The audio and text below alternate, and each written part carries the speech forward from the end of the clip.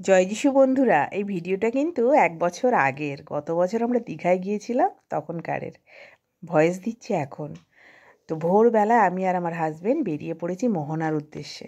আমার ছেলেমেয়েরা হোটেলের রুমে ঘুমাচ্ছে। আর আমি কোনোদিন এইভাবে ভিডিও করিনি আগে। তো মোহনার রাস্তাটা যে এত অপূর্ব, সত্যি এর আগে যেন কোনোদিন নোটিস করিনি।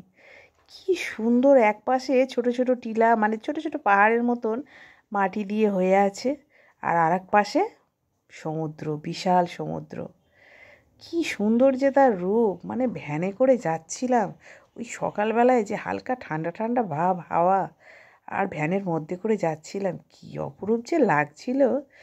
তো প্রথমেই গিয়ে আমরা একটা মাছের দোকানে গিয়েছি। কত রকমের মাছ, কত রকমের, অর্ধেক তো আমি নাম জানি, অর্ধেক নামও জানি না। দেখে দেখেই এত ভালো লাগছিল।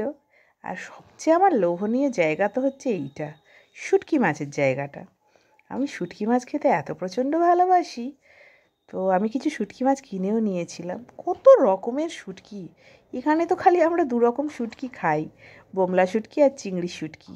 ওখানে গিয়ে দেখছি কত রকমের শুটকি। তারপরে সব দেখে একটু সমুদ্রের পাড়ে চলে এলাম একটু চা খেতে।